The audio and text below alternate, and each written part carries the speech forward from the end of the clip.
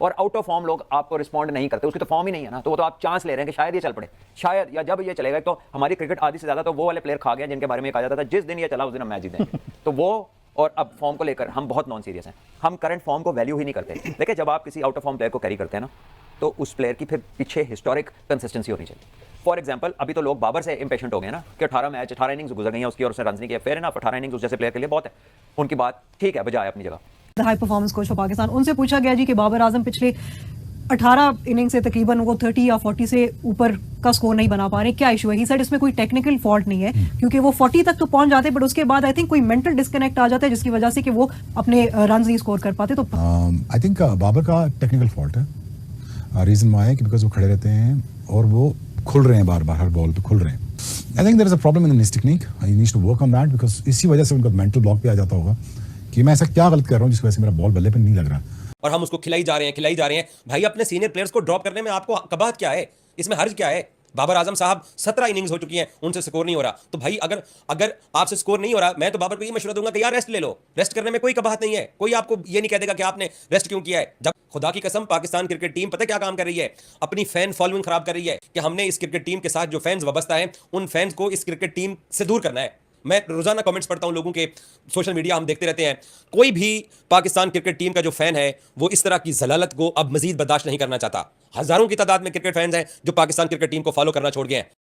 और आप पिचेस बनाते हैं कि बैटिंग पैराडाइज बना रहे हैं आप, और बैटिंग पैराडाइज पर आप 556 रन करने के बाद अगली टीम को 823 रन करा रहे हैं, तो कहां है गलती? मुझे तो लगता है कि पाकिस्तानी टीम के सीनियर प्लेयर्स संजीदा नहीं है रन करने में। बाबर आजम को देख ले, 18वीं इनिंग्स अब तक कोई 50 उन्होंने नहीं किया। इसी तरीके से आप मोहम्मद रिजवान को देख ले, वो रन स्कोर करते थे लेकिन इस टेस्ट मैच में किसकी नजर उनको लग गई। तो इस लिहाज से अगर देखा जाए तो सीनियर खिलाड़ियों, फिर शाहीन शाह अफरीदी की स्पीड देख ले कितनी थी। आज बड़े मीम चल रही है कि बाबर आजम ने आखिरी मर्तबा 100 कब किया था, जब शायद जायसवाल ने डेब्यू भी नहीं किया था, जब हैरी ब्रूक ने कोई 100 नहीं किया था। आज जायसवाल और हैरी ब्रूक का डंका बच रहा है। जायसवाल ने आज 300 कर रखे हैं, हैरी ब्रूक ने 500 कर रखे हैं, 950 की हैं, जायसवाल ने 750 की हैं। ये सब रिकॉर्ड हैं और ये बनते जाएंगे, आगे भी बनते जाएंगे। बाबर आजम न जाने कब 50 और 100 करेंगे। बाबर अभी कमेंटेटर कह रही थी रमीज राजा को कि मुझे लगता है कि शायद बाबर आजम को थोड़े रेस्ट की जरूरत है, तो उनको रेस्ट कर लेना चाहिए। आगे से रमीज राजा ने कहा कि पाकिस्तान में रेस्ट का मतलब है परमानेंट छुट्टी। आगे से अरूज ने कहा कि नहीं, I don't think so, this is the case with Babar Azam. उन्होंने बोला कि वेल ये बाबर आजम की ही कॉल है, वो देखते हैं इस पर क्या फैसला करते हैं। फिर बाबर आजम पे हमने आपको पहले भी बोला है कि बहुत ज्यादा प्रेशर है, बहुत उनकी 18 इनिंगें हो गई है गालिबन,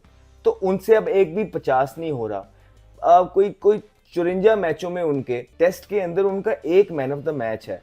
आप कोई जो रूट जिसने 12, 13, 14 हजार रन किया है उसकी बात नहीं कर रहे हैं, बाबर आजम की बात कर रहे हैं जिसका एक मैन ऑफ द मैच है 54 इनिंगों में, और 18 इनिंगें उनकी नीचे लग गई हैं। आपके इतना सिस्टम वीक है, आपके इतने जो है ना पीछे कोई प्लेयर ही आपको लगता है कि नहीं है, कि आप एक लड़के को ना यूज कर रहे हैं। आप उसको देखें तो सही, कैचेस उनसे नहीं पकड़े जा रहे, फिटनेस उनकी का बुरा हाल है।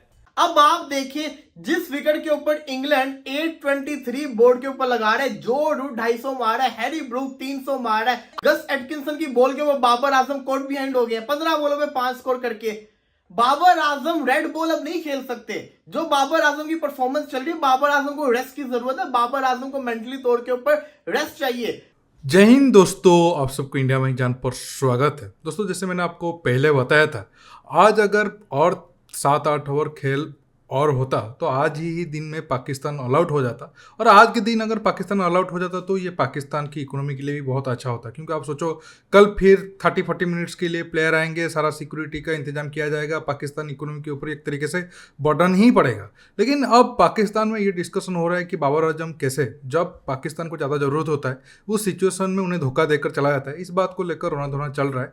आप आखिर तक दोस्तों ये वीडियो को एंजॉय करिए। मैं मिलूंगा आप सबसे वीडियो के आखिर में, और आप सबसे रिक्वेस्ट है ये वीडियो को ज़्यादा से ज़्यादा लाइक शेयर करना बिल्कुल मत भूलिए, क्योंकि दोस्तों देर रात तक बैठकर ये वीडियो मैं आप सबके लिए लाया हूँ, तो आप सबका तो एक लाइक बनता ही है।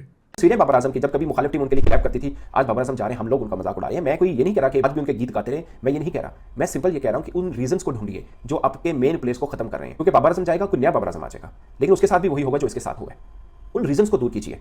आप एक बाबर आजम को नहीं, आने वाले कई बाबर आजम को बचा सकते हैं, क्योंकि पाकिस्तान का स्ट्रक्चर पिछले 10, 12, 15, 20 वर्षों में चेंज नहीं हुआ। खिलाड़ी चेंज हुए, उनके साथ बर्ताव चेंज हुआ है। मैं आज भी ये बात कहता हूं, आप लोग हंसी मजाक उड़ाएंगे उमर अकमल का, अहमद शहजाद का, वो बुरे लड़के नहीं थे। उनके साथ जो पाकिस्तान क्रिकेट बोर्ड ने किया, आमिर के साथ जो पाकिस्तान क्रिकेट बोर्ड ने किया, उसके बाद भी न जाने कितनी कहानियां हैं। ये पाकिस्तान क्रिकेट का एक पूरी तारीख है इसके ऊपर। हम अपने खिलाड़ी को खुद गिराते हैं, हम अपने पहलवान को खुद नीचा दिखाते हैं, हम अपने हीरोज को खुद जीरो बनाते हैं और उसके बाद पूरी दुनिया को कहते हैं कि आप इन पर हंसिए।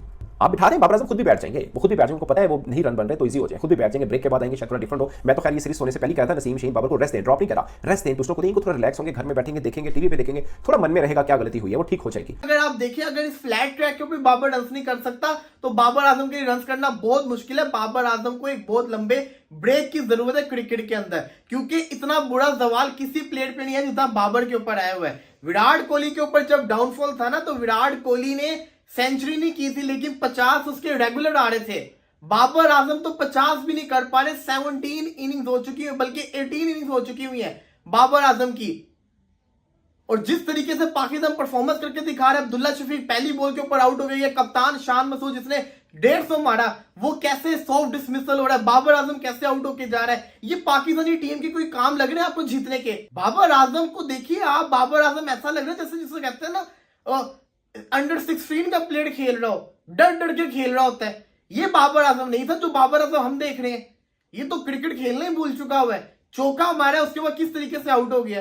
कौन सी बाबर आजम शॉट्स खेलना चाह रहा होता है, हर दफा एक अलग तरीके से आउट होके जाता है। बाबर आजम ने हमेशा पाकिस्तान को, आप देखें पिछले 1.5 साल से पाकिस्तान को जब जब बाबर की जरूरत हुई है, बाबर आजम ने डिसअपॉइंट नहीं किया है। ये कर रहा है डिसअपॉइंट, फिर चाहे वो 2023 के वर्ल्ड कप के कुछ मैचेस हो, चाहे वो T20 वर्ल्ड कप हो, चाहे वो पाकिस्तान वर्सेस ऑस्ट्रेलिया की टेस्ट सीरीज हो, चाहे वो पाक वर्सेस बांग्लादेश के मैचेस हो, चाहे ये इंग्लैंड वाला मैच हो। ठीक है, आके पिछली इनिंग में वो दूर से क्रॉस मार गए हैं, ऑन मार गए हैं, पैर उनका पीछे आया नहीं। इस इनिंग के अंदर जब वो वाला बॉल एडजस्ट करने गए हैं कि अब मेरे पैडों पे ना लगे, तो वो क्या हुआ है, थोड़ा सा बॉल चौथे स्टंप पे आया है तो उनका बल्ला वो पोक कर गए, हल्का सा आउटस्विंग हुआ है, वो खुल गए हैं। तो उनकी टेक्निक, उनके दिमाग में बहुत ज्यादा एरर्स चल रहे हैं। आपको समझ नहीं आ रही, कोई इतना है नहीं आपके आसपास कि वो आपको बताए कि बैट्समैन क्या फील कर रहा होता है जब इस तरह वो आउट हो रहा होता है, सेट होके वो आउट होता है, या इस तरह का जो वो खुल खुला के आउट होता है। तो आपको समझ नहीं आ रही है कि उसको अब जो है ना आपको साइड पे करना है, आपने अपने कामरान गुलाम को लेके आना है। कौन आपको ये चीजें बताएगा? हम तो आपको बता बता के मरने वाले हो गए। तो क्या जो आपके आसपास वाले लोग बैठे हुए हैं वो कोई भी आपको सिलेक्टर्स को, कप्तान को, कोई भी इतने जोगा नहीं है कि उनको कह दे कि that is it, thank you very much, आप जाइए, आप डोमेस्टिक में परफॉर्मेंस करिए, आप डोमेस्टिक में परफॉर्मेंस करके आए। कोई भी नहीं ये कहेगा। कप्तान आपका कहता है कि बाबर आजम का फील्ड में खड़ा होना ही बड़ी बात है, तो फील्ड में खड़े हुए भी वो कैच छोड़ रहे हैं, तो खड़े में है तो मैच जीत जाए फिर उनको खड़ा करके आप, और आप बाकी भी जो सारे प्लेयर्स हैं उनको बस फील्ड में खड़ा करने के लिए रख लें। भाई ये परफॉर्मेंस ओरिएंटेड गेम है, यहाँ पे आपने परफॉर्मेंस करनी है। और चौथे नंबर का बैट्समैन अगर आपका इतनी देर के लिए आउट ऑफ फॉर्म है, क्योंकि वो गालिबन सबसे आसान नंबर होता है, आप मोर ऑफन देन नॉट आप स्ट्रगल करेंगे। आपको ये समझ नहीं आ रही है? देखिए, बाबर आजम की बात करें तो आज से 2-3 साल पहले तो उनको कोहली से कंपेयर किया जा रहा था, और तब जब कोहली परफॉर्मेंस बीच में 2 साल डाउन था, तब तो पाकिस्तान ये प्लान बनाकर बैठे थे कि उनको नेक्स्ट सचिन तेंदुलकर से बड़ा प्लेयर वो आज प्रोजेक्ट करेंगे। लेकिन सचिन तेंदुलकर तो छोड़ ही दीजिए, उनका बुरा परफॉर्मेंस आप पिछले 2 साल से या 1.5 साल से आप देख रहे हो किस हिसाब से, और आगे लग भी नहीं रहा है कि परफॉर्मेंस कुछ बेहतर हो सकता है। बहुत सारा रीजन है, एक तो कैप्टेंसी का लालच, दूसरा खुद के फिटनेस के ऊपर ज़्यादा ध्यान नहीं देना। साथ में पाकिस्तान टीम में भी कोई बड़ा टैलेंट है नहीं। अगर पाकिस्तान में बाबर आजम या बाबर आजम के एक डाउन नीचे जैसे रिजवान हो गए, उन टाइप के भी अगर 2-3 प्लेयर और होते और उनका फॉर्म अच्छा होता, फिर भी बाबर आजम का जो बुरा परफॉर्मेंस है वो उतना नहीं होता, क्योंकि बाबर आजम के ऊपर एक प्रेशर आ रहा है कि उनको ही परफॉर्मेंस करके दिखाना है, और वो प्रेशर में वो खड़े नहीं हो पा रहे हैं। और जैसे मैंने बोला, साइड में बहुत सारा पॉलिटिक्स भी चल रहा है, वो सारा चीज़ उनको अफेक्ट कर रहा है। अब तो 2 मैच बचा है, अगर 2 मैच में किसी भी एक मैच में वो 50+ नहीं किए तो आगे आने वाले सीरीज में वो ड्रॉप तो हो सकते हैं, और ऐसा ना हो कि कुछ महीने के बाद वो टीम से बिल्कुल गायब हो जाए, जैसे बड़े बड़े प्लेयर पाकिस्तान से पहले गायब हो चुके हैं। अगर ऐसा हुआ तो ये पाकिस्तान के क्रिकेट के लिए काला दिन होगा। चलो, उनके लिए तो हम क्या ही बोल सकते हैं, वो तो आज एक कंट्री जब नीचे जा रहा है तो कंट्री में जितना इदारा होगा वो सब कुछ एक साथ ही नीचे जाएंगे। लेकिन देखना होगा कल, जैसे मैंने कहा, क्या पाकिस्तान जब आखिर दिन में बैटिंग करने के लिए उतरेगा, क्या 30-40 मिनट खड़ा हो पाएंगे? क्योंकि 6 विकेट तो गिरा है पेपर में, लेकिन आप उसे 7 ही कर लो, क्योंकि माना जा रहा है कि अबरार शायद बैटिंग करने के लिए ना आए, क्योंकि इतना मार उनको पड़ा कि उनको बुखार हो गया और वो हॉस्पिटल में एडमिट है। तो फिर एक विकेट गिरा तो बाकी 2 विकेट बस इंतजार रहेगा कि कितने बॉल में गिरने वाला है।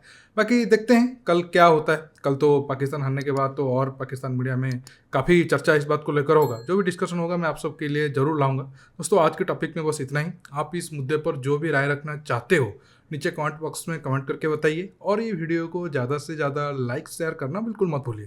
दोस्तों रुकता हूँ, बहुत जल्द और एक न्यू टॉपिक के साथ मिलूंगा। नमस्कार, जय हिंद।